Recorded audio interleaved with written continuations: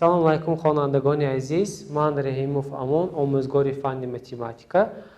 имрӯз ҳамроҳи шумо мо мавзӯи аз қавс баровардани зарбкунандаи умумиро дида мебароем. барои аз қавс баровардани зарбкунандаи умумӣ аз қавс мо аз мисоли додашуда аз бисёр аъзогӣ зарбкунандаи умумиро аз қавс барорем. яъне ин баръакси зарби як аъзогӣ ба бисёр аъзогӣ мебошад. яъне ин гуфтаҳоро бо мисолҳои муайян ҳамроҳи шумо дида мебароем. яъне бигузор дар мисоли аввал ифодаи 2x ҷамъи 2y навишта шудааст ё омадааст. талаб карда мешавад ки зарбкунандаи умумӣ аз ин мисоли додашуда бароварда шавад. чихеле ки дар ин ҷо маълум аст, зарбшавандаи умумии он ба 2 баробар аст. 2ро аз қавс ҳамчун адади доимӣ мебароем ё зарбкунандаи умумӣ мебарорем. дар натиҷа x ҷамъи y ҳосил мешавад. агар мо адади 2ро ба x ҷамъи y зарб кунем, боз ифодаи дигар ҳосил мешавад. яъне ин аст аз зарбкунандаи умумӣ ё аз қавс баровардани зарбкунандаи умумӣ номида мешавад. биёед мисоли дуюмро дида мебароем. дар мисоли дуюм чунин омадааст: 4xy ҷамъи 8x. талаб карда мешавад ки зарбкунандаи умумӣ аз қавс бароварда шавад.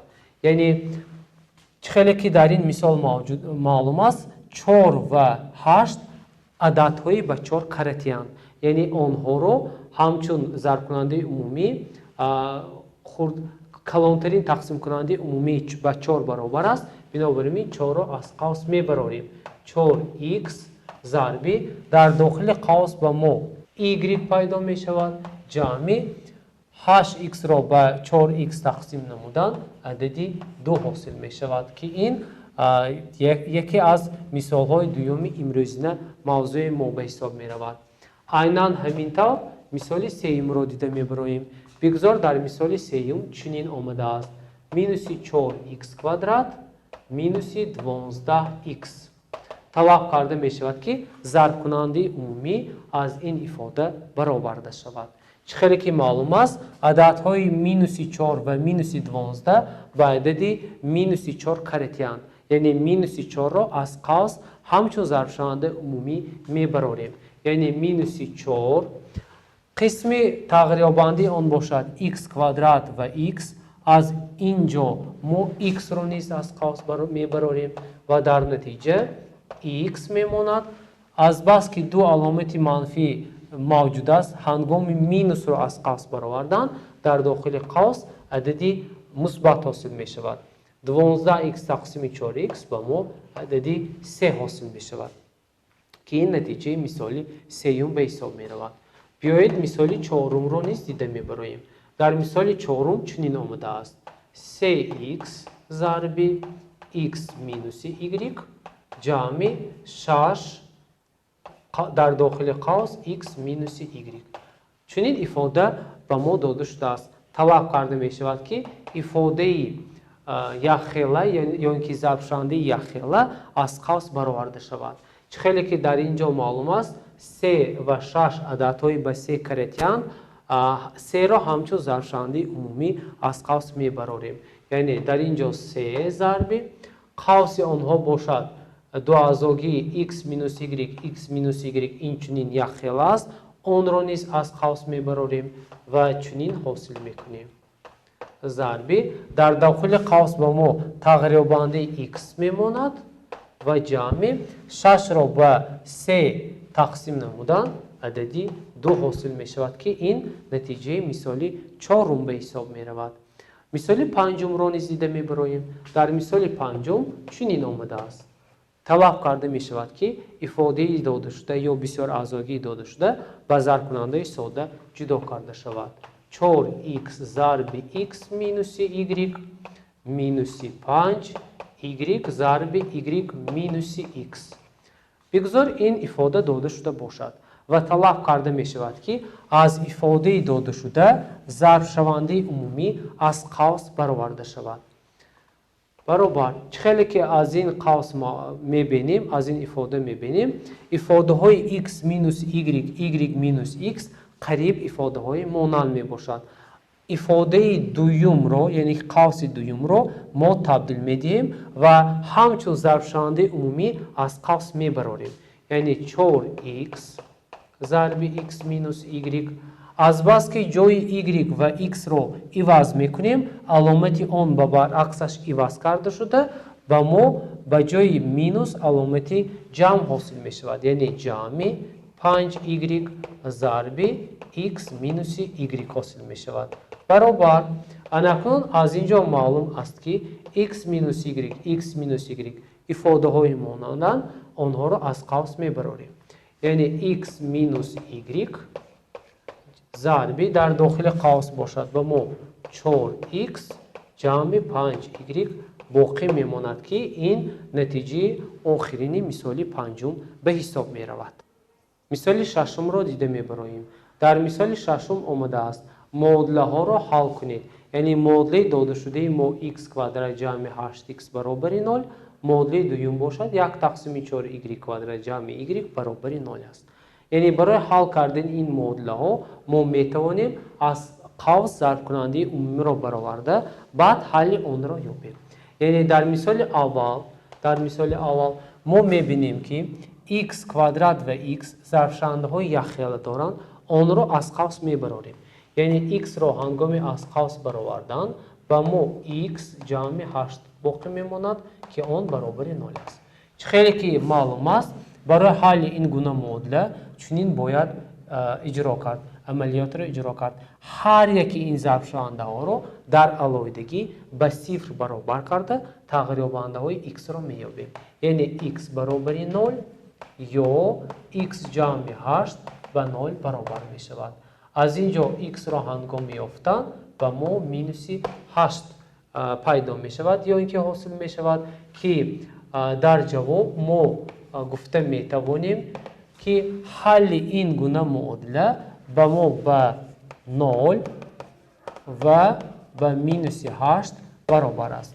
عیناً همین طور مثال دوم را دیده میبریم. یعنی برای حل این مثال ما ضربشونده عمومی را از قوس میبریم. خیلی که معلوم است y کوادرات و y ضربشونده عمومی y را دارند آن را از قوس میبریم. یعنی y را از قوس میبریم و ما 1 تقسیم 4y جمع 1 حاصل می شود برابر 0 است. یعنی ما میتونیم این رو سنجش کنیم یعنی y رو با 1 تقسیم 4y ضرب زده حاصل میکنیم 1 تقسیم 4y کوادرات y رو با 1 ضرب نموده y رو حاصل میکنیم. خیلی که در مثال بالا گفته گذاشتیم هر یکی این ضربشونده ها رو به صفر برابر کرده تغییر یابنده ها رو میابیم یعنی y برابر 0 یا اینکه 1 تقسیم 4y جمع 1 برابر 0 از مثال آخر حاصل شده y را میابیم یعنی y جمع 4 برابر 0 یعنی مخرج عمومی آنها به 4 برابر است بنابراین y جمع 4 حاصل شد یا اینکه y برابر به مینوس 4 پس حل این گونه معادله برابر شد با عددهای 0 و عددی مینوس 4 که سنجش این معادله ها و خوانندگان مستقلانه داده می شود.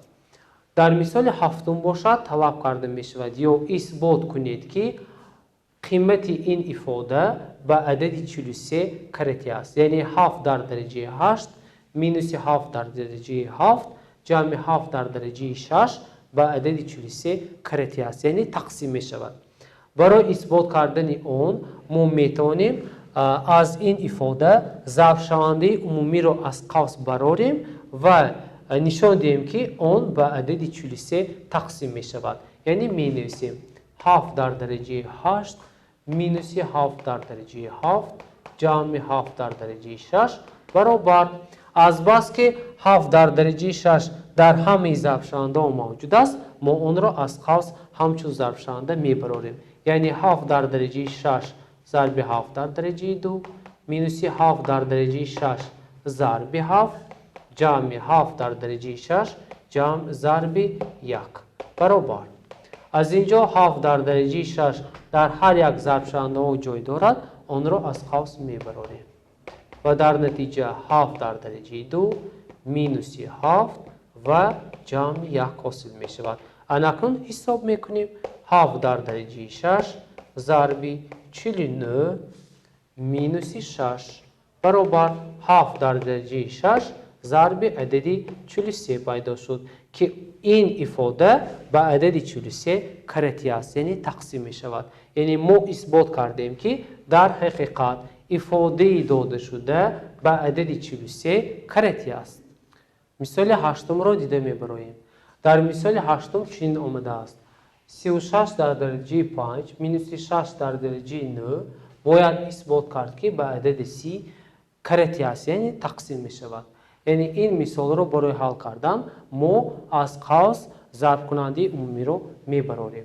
یعنی چنین می نویسیم: عدد 36 رو به نمود 6 در درجه 2 می نویسیم.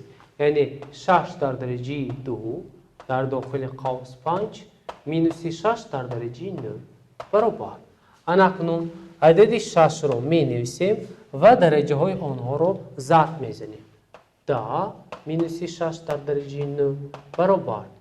از 6 در درجه 10 و 6 در درجه 9 ما ضرب شونده عمومی 6 در درجه 9 رو از قوس می براریم و در قوس 6 مینوس 1 حاصل می شود.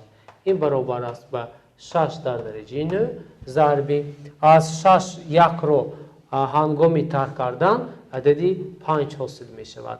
اکنون ما باید این ifade رو چنین تبدیل داد که یکی از ضرب شونده ها به عدد 30 برابر شود.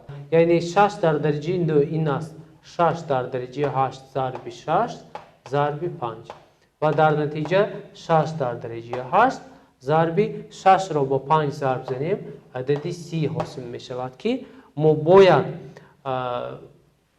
باید طلب کرده شدگی بود که این ifade به 30 کرتی است. یعنی ما اثبات نمودیم که ifade داده شده، یعنی این ifade 6 درجه 8 ضرب 30 در حقیقت به عدد 30 تقسیم می شود یا اینکه کرتی است.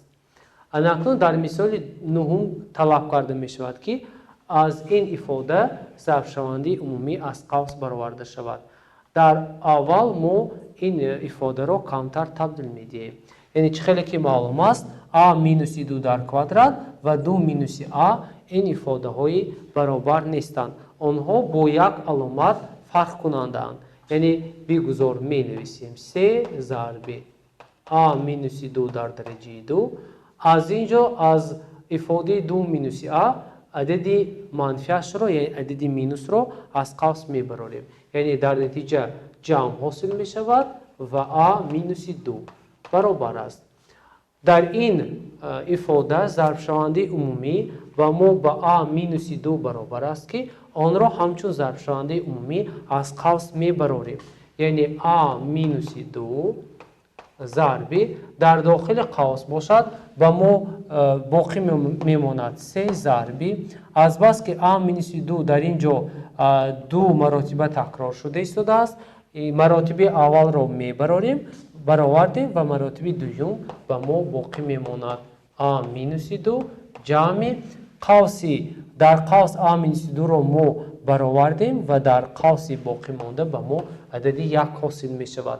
اکنون ساده میکنیم، یعنی a مینوس 2 را یکم ضرب شونده به تغییر میگذاریم، 3 را به قوس دوم ضرب میکنیم، یعنی 3a مینوس 6 و جمع 1 حاصل می شود.